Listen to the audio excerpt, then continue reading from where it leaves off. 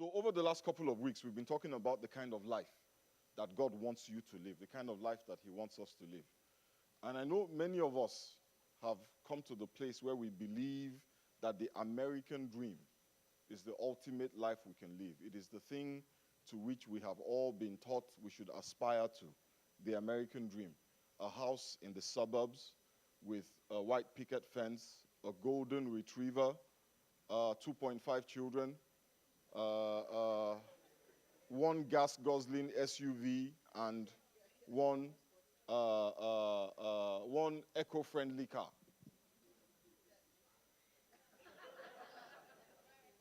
Hallelujah. So we all reach out for the American dream as the ultimate in life. But if you put lipstick on a pig, it is still what? A pig. The American dream is just a nice way of describing the rat race. A life that revolves around the acquisition of material things. Please, let's be clear. Material things are not bad. But there's more to your life than the acquisition of material things. God does not assess your life based on how much you have.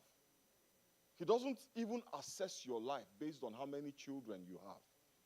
He doesn't assess your life based on whether you have acquired a husband or you've acquired a wife. He assesses your life based on the extent to which you have achieved the purpose for which he made you. The Bible tells us in the book of Romans chapter 8 and verse 28 that in all things, God is working for the good of those who love him and who are called according to his purpose. That means that in every situation that confronts us, God is in those situations and he is working to make sure that those situations turn out for our good. Amen? If you love him and if you are called according to his purpose. As you pursue God's purpose for your life, he will cause all the things that happen in your life, the good, the bad, the ugly, the very ugly, the painful, the disappointing, the frustrating, the embarrassing, the humiliating. He will cause all of those things to work for your good. But that is if you are called, if you are living out your life according to the plans of God for your life. But sometimes we get derailed from the pursuit of that purpose. We get sidetracked and we get distracted. And we start to chase after a life that is not aligned with God's plan for us. And last week I shared that one of the biggest causes of that distraction is something called envy. But the truth is, envy is not the only reason why some of us miss God's plan for our lives. At the Bible study, we've been talking about those things. Amen? We talked about pride on Wednesday. And on Wednesday, we're going to talk some more about some other things because we don't really have a lot of time on Sunday morning. So if you're interested in making sure you don't get distracted from God's plan for your life, you need to attend the Bible study. Amen? This morning, however, we're talking about envy and how to get rid of envy. The Bible tells us in the 10 Commandments, thou shalt not covet that which belongs to another. You shall not covet their property. You shall not covet their life. You shall not covet their talents. You shall not covet anything about them. Another word for covet is envy. Amen? The Bible says in James chapter 3, verse 16, the amplified version, it says, wherever there is envy and rivalry, there will also be confusion and every kind of evil. Hallelujah. Let's turn our Bibles this morning very quickly to the book of Matthew. The Gospel according to Matthew, the 20th chapter, and we'll read from the 1st to the 15th verse. Jesus in these verses gives us the key, or the keys to overcoming envy in our lives. Amen? So I'll read. It says, for the kingdom of heaven is like a landowner who went out early in the morning to hire workers for his vineyard. He agreed to pay them a denarius. Everybody say agreed. He agreed to pay them a denarius for the day, and he sent them into his vineyard. About 9 in the morning, he went out and he saw others standing in the marketplace doing nothing. Turn to your neighbor, say, doing nothing. And then he told them, you also go and work in my vineyard, and I will pay you whatever is right. So they went. He went out again about noon, and about 3 in the afternoon, he did the same thing. About 5 in the afternoon, he went out and found still others standing around. He asked them, why have you been standing here all day long doing nothing? Because no one has hired us, they answered. And he said to them, you also go and work in my vineyard. When evening came, the owner of the vineyard said to his foreman, call the workers and pay them their wages, beginning with the last one hired and going on to the first. The workers who were hired about 5 in the afternoon came, and each received a denarius. So when those came who were hired first, they expected to receive more.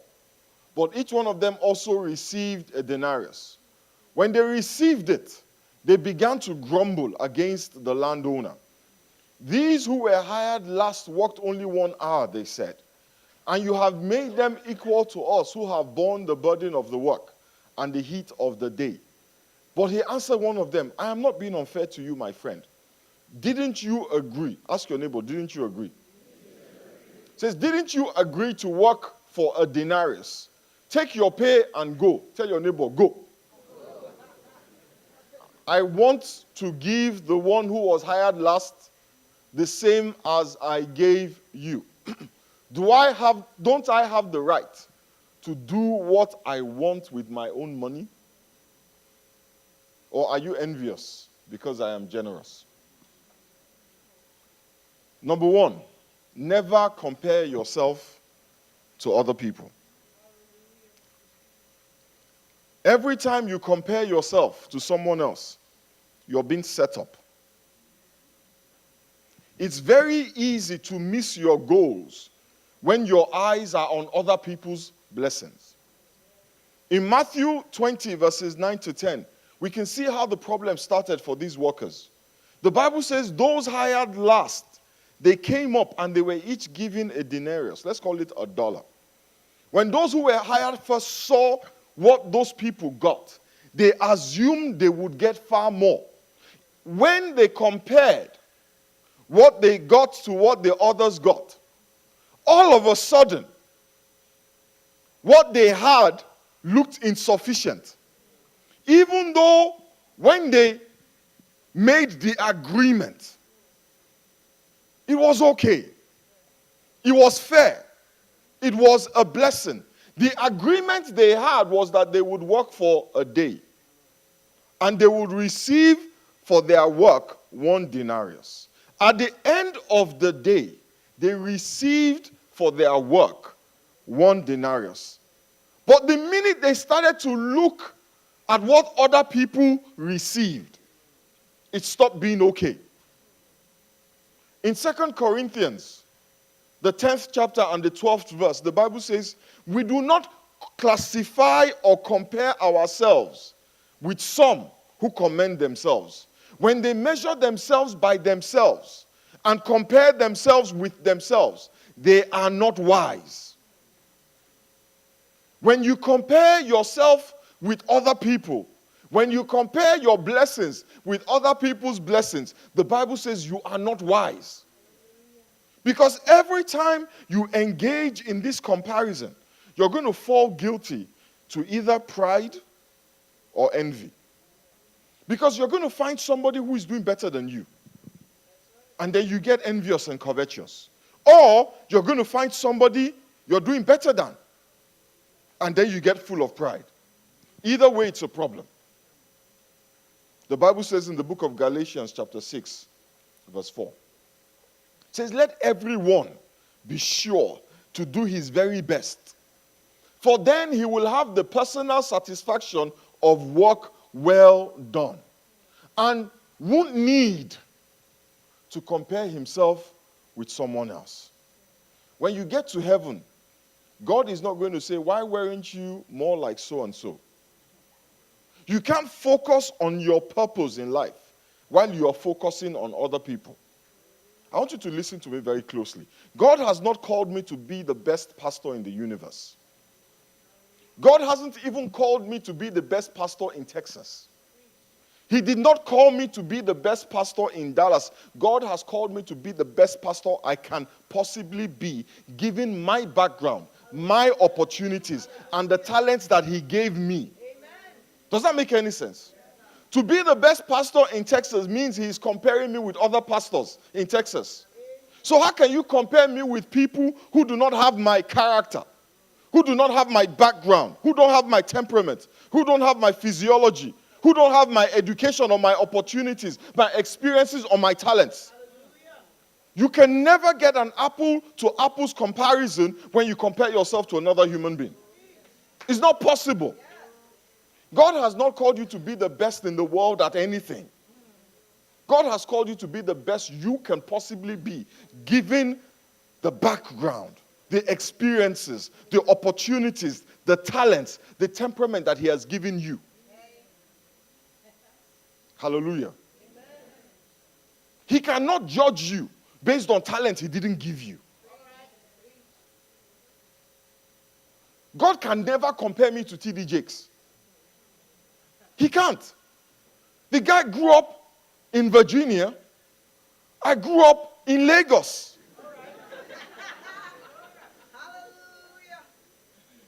He grew up with 24 hours of electricity.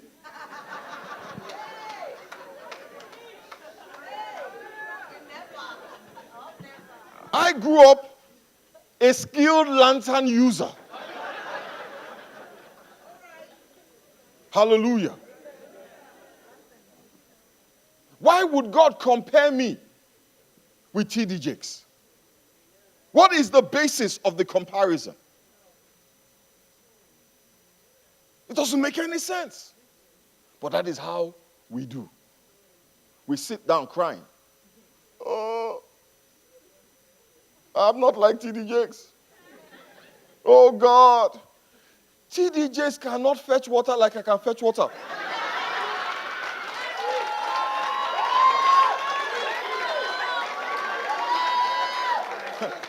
Hallelujah. When T.D. Jakes is talking to people who were born on the west coast of Africa, he cannot connect like I can connect. Just as when I'm talking to people who were born in West Virginia, it's a challenge. So how would God compare me with T.D. Jakes? So who are you comparing yourself with? And what is the basis of that comparison? Whose life are you looking at? When you get to heaven, you're not going to be judged on the talent you don't have. You're not going to be judged on the opportunities you were not given. See, my mates are millionaires. Did He give me the opportunities He gave them? So why would He assess my bank account in the same way that He assesses theirs? It is time for us to stop it.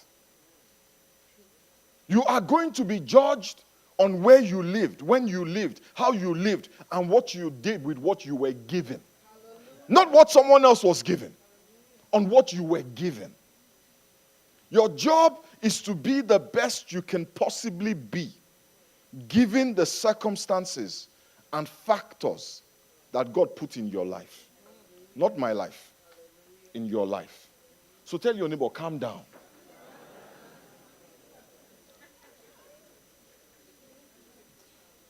So number one, do not compare yourself with others, because God is not comparing you with anybody.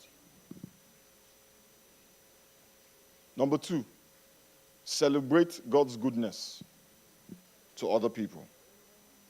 It is true I should not compare myself with others, but I should celebrate God's generosity to other people. When I see God blessing other people, I should be happy. Be happy when other people are achieving their goals. Be happy when God is gracious to other folks. The Bible tells us to weep with those who are weeping and rejoice with those who are rejoicing. Look, it is easy to weep with people who are weeping.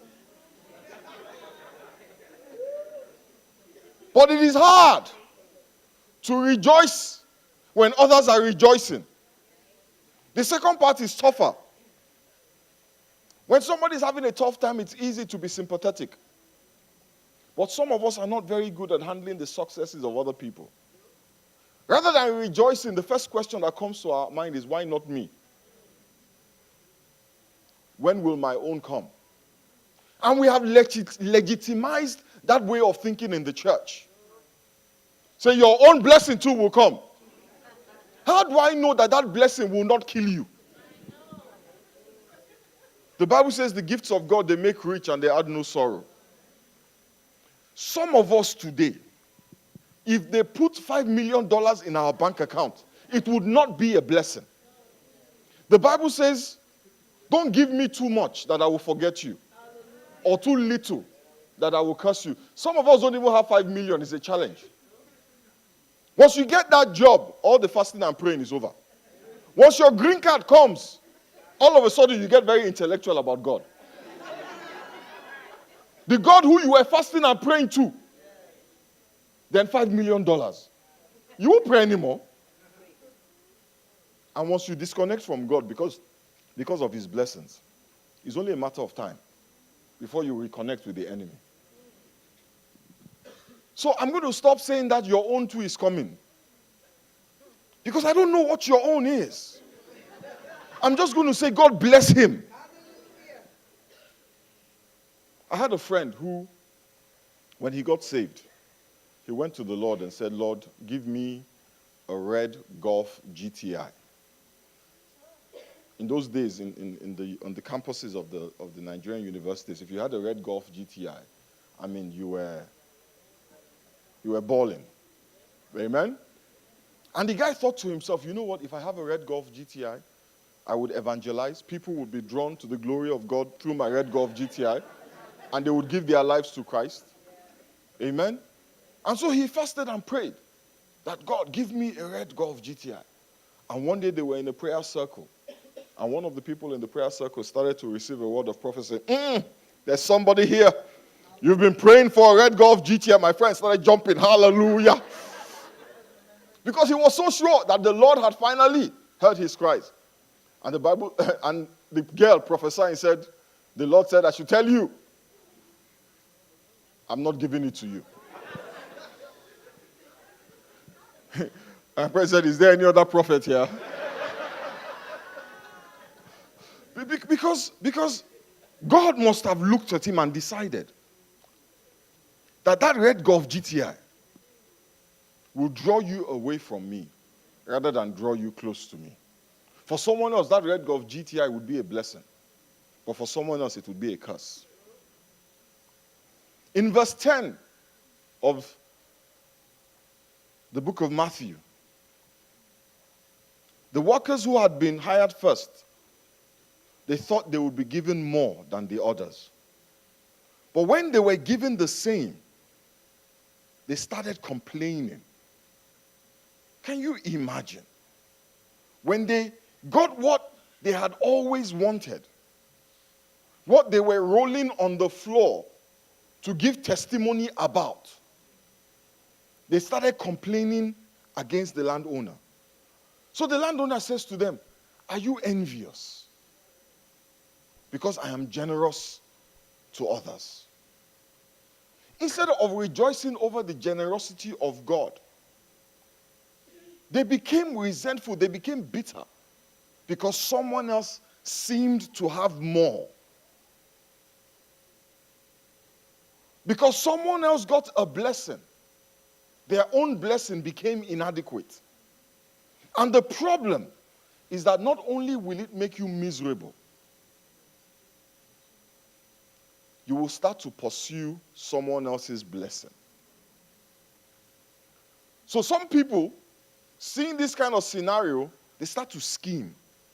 How can I work less to get more? And that then becomes their goal. And they miss their goal. You have a nice house. When you got that house, the whole church came there to do Thanksgiving, to bless the name of the Lord for you. You gave the testimony, we sent the camera to your house. We showed your testimony in church. It was a powerful house. Then your colleague bought a house that was 2,000 square foot bigger than yours. All of a sudden, your house looks so small, looks so pokey. Now, this is the problem. They now offer you a job in California that will pay more and allow you to get a bigger house. All of a sudden, that job becomes an option. Why? Because you want the bigger house. Even though the Lord had told you, stay in Dallas.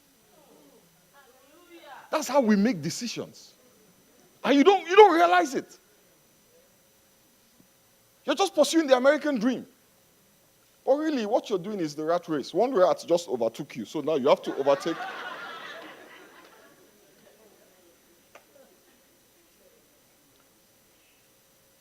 Number 3, be grateful for who you are and what you have. In 1 Corinthians chapter 4, verses 7 to 8, the Message version says, isn't everything you have and everything you are gifts from God? So what's the point of all this comparing and competing? You already have all that you need. I need to start being grateful for who I am and what I have. You know, this message was brought home to me the other day. I'm driving in my car. Very nice car. Remember that car? I used to talk about it a lot. The one with plenty of horses under the hood. Damn, remember that car? When I first got that car, oh my God. If I happen to be in someone else's car and I'm pulling up to my car, I'll just be like, thank you, Jesus. Particularly when I was in the Mazda, Larry's Mazda. I'd be like, thank you, Jesus. I was so grateful for my car. But then one day I left church. And I pulled up at the light. Alas. There was another rat.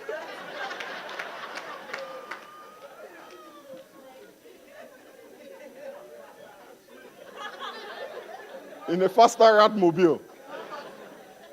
A faster rat with more horses. Just drove up next to me at the light, and I'm thinking to myself, I'm going to show this guy. So I stepped on the accelerator. By the time I looked up, I saw the guy had gone. Help somebody, Jesus. I went home to go and Google the car. I started a 5-year plan of how to acquire that car.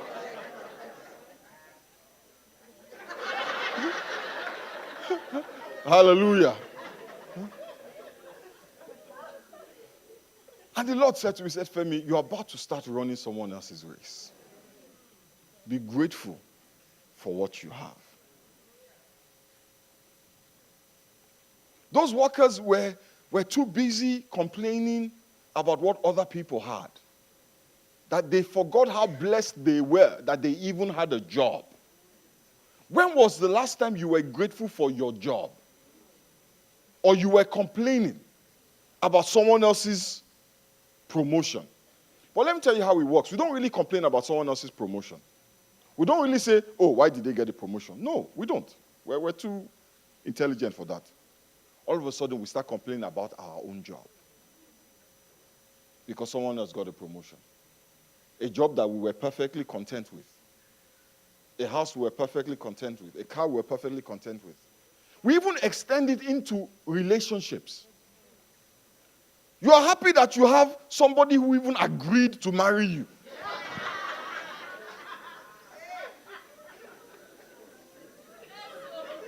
You, with your jacked up hoopty, one lovely babe had mercy on you and agreed to marry you. And at your wedding, you were dancing like David danced. Now, you see one 18-year-old in high heels. You are now looking at your wife somehow. Somebody slap him.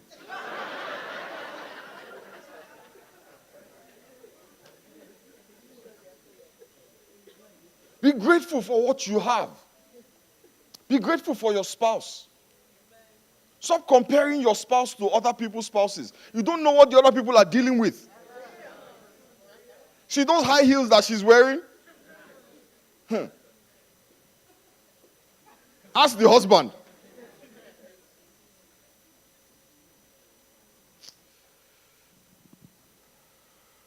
You don't have to have the talents that other people have.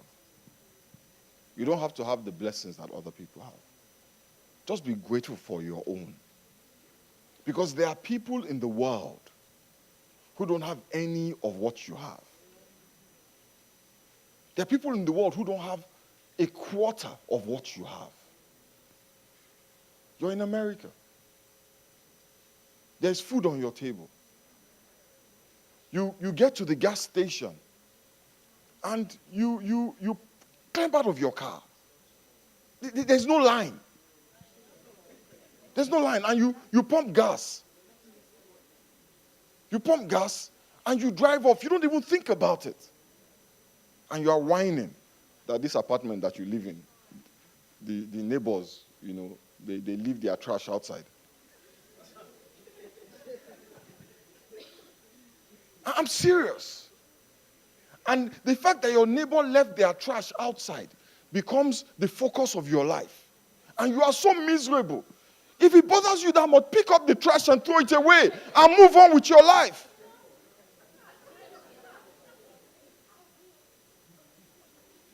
The Bible says, guard your heart with all due diligence. Guard your heart with all due diligence. As you make your bed, you will lie in it. So before you start looking at someone else's bed, make your own. Because God will not let you change it until the change will be a blessing to you. Ecclesiastes chapter 6 verse 9 says, it is better to be satisfied with what you have than to be always wanting something else. Paul says in Philippians chapter 4 verse 12, I have learned to be content. He says, I have learned it because contentment is not natural. He had to learn it. We're not naturally content. Contentment is maturity. Maturity is learning to be content even when things are not going your way. Even when things are not perfect. Even when things are not ideal. Paul said, I have learned to be content. Number 4, trust God. The problem with envy is this. At the root of envy, at its root, envy is a symptom of a heart that does not trust God. That does not believe that God has your best interest at heart. Even though the Bible clearly states in the book of Jeremiah, the 29th chapter and the 11th verse, the thoughts that I think towards you are thoughts of good and not of evil, to give you a future and a hope, and to bring you to an expected end. There are things in your life that you don't have. And there are opportunities in your life that you have not had because God has not given them to you. There are some experiences you will not have because God has not given them to you. His love for you and his plans for you compel him to keep some things away from you. And if you trust in that love, you will be content with what he has given you. If you trust that he loves you enough, the Bible says he who freely gave up his son for you, how much more will he not also freely give you everything else? But then when you start to pursue everything else at the expense of God's purpose for your life, you miss it. And not only have you missed his will, but then your life becomes, you're just chasing after things and never satisfied with them. We have to trust the love of God. We have to trust the faithfulness of God. It is time for us to stop moaning about what we don't have and start living the life that God intended for us to live. It is time for us to stop living a life that is based on the acquisition of more. And start asking ourselves, what is God's plan for my life? God has given each of us a race to run. You can't run anybody else's races, anybody else's race. And they can't run yours. You can either run the race that God has set for you, or you can make up your own race or copy someone else's race. And the reality is that's what most people do. They make up their own race in life or copy someone else's race, and they wonder why they keep hitting brick walls and dead ends. Because that is not for you. The Bible says in Hebrews chapter 12, verse 1, let us run with patience the particular race that God has set before us. It's custom made for you. The more you understand what God has called you to, the less you're worried about what God has called other people to do. God's plan for you was laid out before you were born. Remember Psalm 39, in verses 13 to 16, the Bible says, oh yes, you shaped me first inside, then out. You formed me in my mother's womb. I thank you, O God. You are breathtaking, body and soul. I am marvelously made. Amen. I worship in adoration. What a creation. You know me inside out. You know every bone in my body. You know exactly how I was made, bit by bit, how I was sculpted from nothing into something. Hallelujah. Like an open book, you watched me grow from conception to birth. All the stages of my life were spread out before you. It says the days of my life were all planned and prepared before I had even lived one day. That's Psalm 139. I read from the Message version. You are shaped for a specific purpose.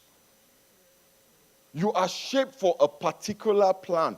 The question we should all be asking is not, why not me? Or when will my own come? The question we should be asking is, God, what was I shaped for? How do I figure out what I was shaped for? What is your plan for me? When you understand God's plans for your life, you will have peace. And every time the enemy tries to mess you up and shake you up with another rat, the Holy Spirit can redirect you to your purpose. But if you don't know it, where is the redirection?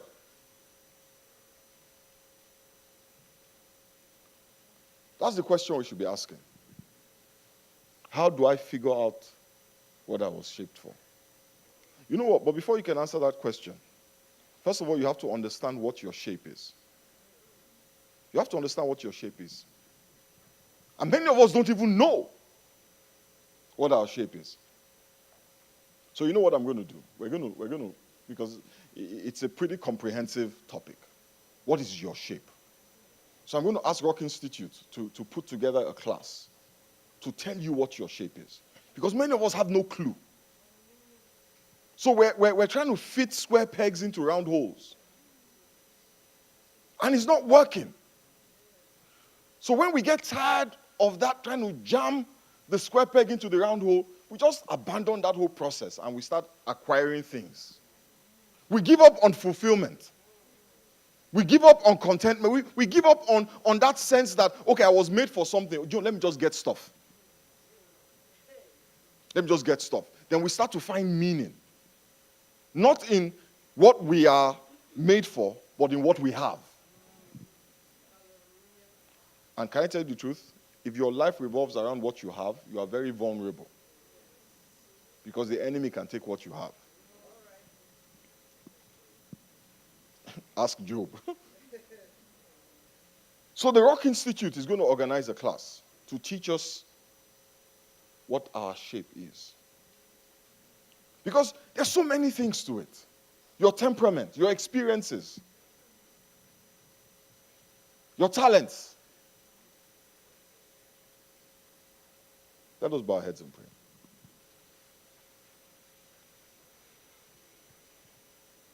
I'll be announcing the details of the class as soon as we put it together. Before we even attend a class, let us even ask God. Let us even go to the Lord and say, Lord, reveal to me what my shape is. Reveal to me what I am shaped for. What was I made for? Why did you make me like this? What are the talents that I have?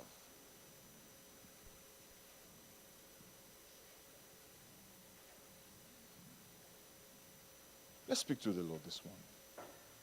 Why did you bring me to this earth? It can't just be to build houses. It can't just be to have children. Even rats have children.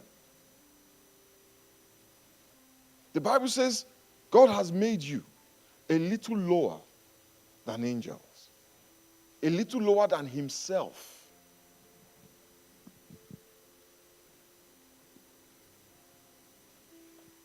Father, we thank you. Almighty God, we bless you and we give you praise. We magnify your name.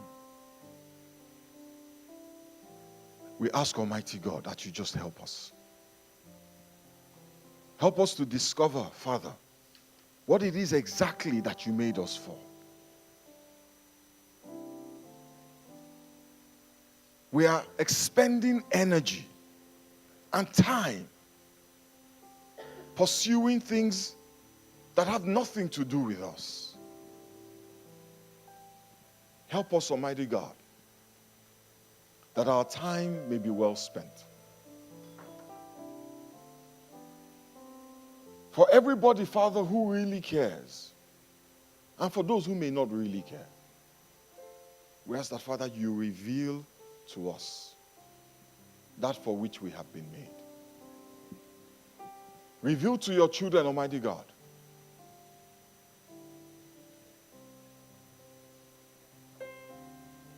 that, Father, through us, your name may be glorified.